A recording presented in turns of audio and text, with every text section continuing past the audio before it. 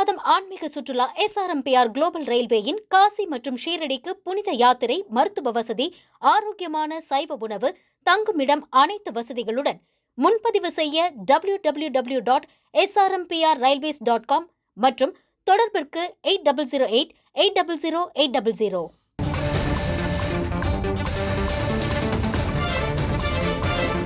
கனமழையை தொடர்ந்து 3 மாவட்டங்களுக்கு தேசிய பேரிடர் மீட்பு படையினர் விரைந்திருக்கின்றனர். அண்மை செய்தியாக பார்க்கிறோம். நெல்லை, கன்னியாகுமரி, தூத்துக்குடி மாவட்டங்களுக்கு பேரிடர் மீட்பு படையினர் விரைந்திருப்பதாக தகவல் கிடைத்திருக்கிறது. அதனை அண்மை செய்தியாக பார்க்கிறோம்.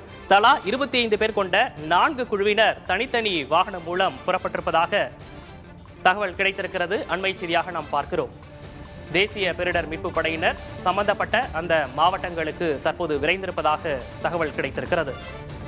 25 குழுக்களாக அவர்கள் இந்த பாதிக்கப்பட்ட மாவட்டங்களுக்கு சென்று அந்த பணிகளை மேற்கொள்வதற்காக தற்போது அவர்களுக்கு அறிவுறுத்தப்பட்டிருக்கிறது. தற்போது அவர்கள் பாதிக்கப்பட்டிருக்கக்கூடிய தூத்துக்குடி, நெல்லை மாவட்டங்களுக்கு அவர்கள் விரைந்திருக்கிறார்கள். இது தொடர்பான விவரங்களை வழங்குவதற்காக செய்தியாளர் நாராயணசாமி நம்மோடு இணைந்திருக்கிறார். நாராயணசாமி, விரிவான விவரம். விக்னேஷ், தற்போது திருநெல்வேலி, தூத்துக்குடி மற்றும் கன்னியாகுமரி உள்ளிட்ட பகுதிகளில் அதிக கனமழை பெய்து வருவதாக அம்மாவட்ட ஆட்சியருடைய கேட்டுக்கொண்டதன் அடிப்படையில் அரக்கோணத்தில் செயல்பட்டு வரும் தேசிய பேரிடர் மீட்பு படை மேலாண்மை மையத்தில் இருந்து தற்போது 4 குழுக்கள் ஒரு குழுக்கு 25 பேர் என 100 பேர் தற்போது வாகனம் மூலியமாக திருநெல்வேலி பகுதிக்கும் மற்றும் தூத்துக்குடி மற்றும் கன்னியாகுமரி ஆகிய 3 பகுதிகளுக்கும் சென்றிருக்கிறார்கள். மேலும் திருநெல்வேலியில் இந்த குழுக்கள் சாலை மார்க்கம் சென்ற இவர்கள் அங்கு மீட்பு பணிகளை மேற்கொள்வதற்காக ராதாபுரம் மற்றும் அம்பாசமுத்திரம் ஆகிய இடங்களுக்கு 2 குழுக்களும் பிரித்து மற்றும் தூத்துக்குடி பகுதிக்கு மாவட்ட ஆட்சியர் பகுதிக்கு அலுவலகத்திற்கு 2 குழுக்களும் என தனித்தனியாக 4 குழுக்களை தற்போது வாகனம் மூலமாக அனுப்பிச்சு வச்சிருக்காங்க. விக்னேஷ், நாராயணசாமி, தற்போது 25 குழுக்களாக 4 வாகனம் பாதிக்கப்பட்ட மாவட்டங்களுக்கு புறப்பட்டிருப்பதா தெரிவிச்சிருந்தீங்க. என்னென்ன உபகரணங்கள்லாம் அவங்க கொண்டு செல்றாங்க? யாருடைய தலைமையின் கீழ் இப்போ இந்த படை புறப்பட்டிருக்கிறது? இப்போ இது தேசிய பேரிடர் மீட்பு குடியின் துணை கமாண்டர் சங்கோத் எக்வார் அப்படின்ற தலைமையில வீரர்கள் இப்போ சென்றிருக்காங்க. இந்த 4 குழுக்களும் சென்றிருக்காங்க. அந்த இடத்துல தனித்தனியா அவர்களை ஆய்வாளர்கள் தலைமையில அவங்களோட தனித்தனி குழுக்களாக பிரித்து திருநெல்வேலியில 2 குழுக்களும் மற்றும் தூத்துக்குடியில் 2 குழுக்களும் நிலை கொண்டிருப்பாங்க.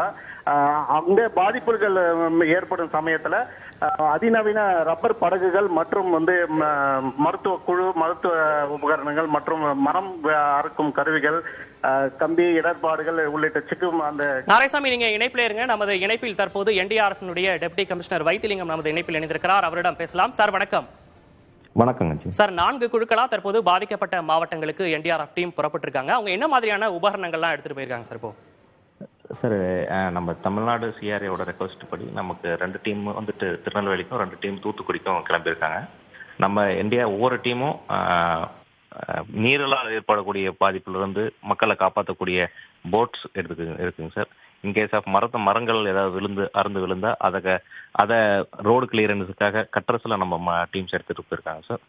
ஸோ இன்கேஸ் நம்ம பாதுகாப்பாக ஆறுலாம் தண்ணி ரொம்ப அதிகமாக போயிடுச்சு, ஒரு கரையிலேருந்து இன்னொரு கரை கூட்டு வரத்துக்கு போட் யூஸ் பண்ண முடியாத தருணத்துலையும் கயிறு மூலமாக கூட கூட்டிகிட்டு வரதுக்கான அந்த ஒரு ஃபெசிலிட்டிஸும் எடுத்துகிட்டு போயிருக்காங்க சார் டீம்ஸ். சார், இப்போ முதற்கட்டமா 100 பேர் அங்க சென்றிருக்காங்க. அங்க பாதிக்கப்பட்ட மாவட்டங்களை பொறுத்த வரைக்கும் தொடர்ச்சியாக கனமழை இருக்கு, ரெட் அலர்ட்டும் கொடுத்திருக்காங்க. இன்னும் அதிகமான வீரர்களை அனுப்புவதற்கான வாய்ப்பு இருக்கா சார்? இப்போ சார், மாநிலத்தோட ரெக்வஸ்ட் படி நம்ம டீம்ஸ் ரெடியா இருக்காங்க சார். இன்கேஸ் ரெக்வயர்மெண்ட்னா அனுப்புவாங்க சார். இப்போ இவங்க போயிருக்கவங்க எந்தெந்த இடங்களுக்கு சார் போறாங்க குறிப்பா? சார், இது வரைக்கும் இப்போ டிஸ்ட்ரிக்ட் கலெக்டர் ரீச் ஆன உடனே அவங்க ஃபர்தராக நம்ம டிஸ்ட்ரிக்ட் அட்மினிஸ்ட்ரேஷன் சொல்லுவாங்க சார். இன்னும் நமக்கு அந்த லொக்கேஷன்ஸ் நமக்கு கிடைக்கலைங்க சார். என் ரூட்ல நம்ம போயிட்டு இருக்கும்போது அந்த டிஸ்ட்ரிக்ட் நம்ம அட்மினிஸ்ட்ரேஷன் கொடுத்த உடனே அந்த லொக்கேஷனுக்கு டைரக்டாக அவங்க போயிடுவாங்க சார். சார், இப்போ இந்த ஒரு டீம்ல 25 பேர் இருக்காங்க சார். அந்த 25 பேரும் என்னென்ன பணிகள் எல்லாம் மேற்கொள்வாங்க சார்? இப்போ சார், ஒவ்வொருத்தருக்கு ஒவ்வொரு விதமான ஸ்பெஷலிஸ்ட் இருக்காங்க சார். நீரில் அதிகமாக அடியில் போய் மூழ்கி எடுக்கக்கூடிய வீரர்களும், நீர்மூழ்கி டீப் டைவர்ஸ்ன்னு சொல்லுவாங்க சார். அந்த மாதிரி ஒரு 2 பேர் இருப்பாங்க சார். ஸோ ஒவ்வொருத்தருக்கும் ஒரு ஸ்பெஷலைஸ்ட் இருக்காங்க சார். நிச்சயமா சார். இப்போ இவங்க அங்க போய் சேர்ந்ததுக்கு அப்புறம் பொதுவா இந்த மாதிரி பேரிடர் காலங்கள், அதாவது குறிப்பா அந்த மாதிரி வெள்ளம் வரும்போது இந்த தேசிய பேரிடர் மீட்பு படையினர் முதற்கட்டமா என்ன விஷயங்களை அங்க ஆய்வு செய்வாங்க சார்? இப்போ சார், முதற்கட்டமா எப்பயுமே எவாக்குவேஷன், அதாவது அந்த ஏரியாவில் வல்லரபுளாக இருக்கக்கூடிய ஏரியாவில் மக்களை மாவட்ட அவங்களோட உதவியோடு அவங்கள எவாக்குவேட் பண்ணிடுவோம் சார்.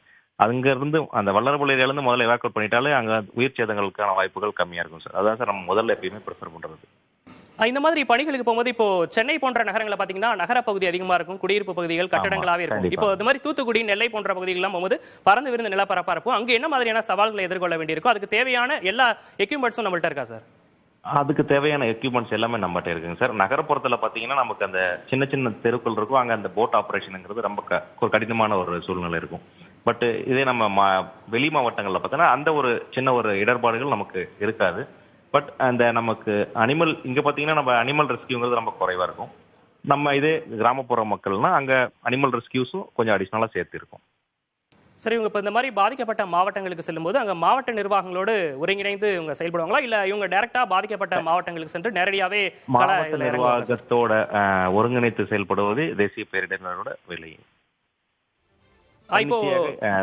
தன்னிச்சையாக தேசிய பேரிடர் எங்கேயும் நம்மளே ஒரு லொக்கேஷன் எடுத்துட்டு நம்மளே போய் தேட மாட்டோம். அவங்களுக்கு அங்கே எங்கே ரெக்குயர்மெண்ட் இருக்கு, எங்கே தேவைகள் இருக்கு, அந்த தேவைகளுக்கு மாவட்ட நிர்வாகம் ரெக்வஸ்ட் பண்ணுவாங்க. அந்த இடத்துல டீம் போய் ஒர்க் பண்ணுவாங்க. இப்போ இவங்க எங்க லாரியில நிறைய எக்யூப்மெண்ட்ஸ்லாம் எடுத்துட்டு போறாங்க சார். இப்போ இருக்கக்கூடிய இந்த இதுல வந்து நிறைய வேகமா தண்ணி வரக்கூடிய சூழ்நிலை இருக்கு, அங்கே நிறைய பேர் மாட்டிக்கிட்டாங்கன்னா என்ன மாதிரியான ஸ்பெஷல் அந்த எக்யூப்மெண்ட்ஸ் வச்சு அவங்கள மீட்கக்கூடிய வாய்ப்பு இருக்கு சார்? சார் அந்த இடத்துக்கு எந்த இடத்துல மாட்டியிருக்காங்க, தண்ணி அதிகமாக கரண்ட் இருந்தாலும் அந்த இடத்துக்கு ஏற்ற மாதிரி ஸ்பாட்ல டெசிஷன் எடுப்பாங்க சார். எதுவுமே ஒரு ஸ்பாட் லொகேஷன்ல பார்த்துட்டு அதுக்கு ஏற்ற மாதிரி தான் டீம் கமாண்டர்ஸ் டெசிஷன் எடுப்பாங்க. சார், பாதிக்கப்பட்ட அந்த மாவட்டங்களுக்கு தற்போது தேசிய பேரிடர் மீட்பு படையினர் சென்றிருக்காங்க. அதிநவீன எக்யூப்மெண்ட்ஸ்லாம் கொண்டு சென்றிருக்காங்க. களப்பணியிலும் அவங்க ஈடுபட இருப்பதா சொன்னீங்க. இணைப்பில் பேசியமைக்காக நன்றி திரு வைத்தியலிங்கம். டிசம்பர் மாதம் ஆன்மீக சுற்றுலா SRMPR குளோபல் ரயில்வேயின் காசி மற்றும் ஷீரடிக்கு புனித யாத்திரை, மருத்துவ வசதி, ஆரோக்கியமான சைவ உணவு, தங்குமிடம் அனைத்து வசதிகளுடன் முன்பதிவு செய்ய www.srmprrailways.com மற்றும் தொடர்பிற்கு 8008 800 800.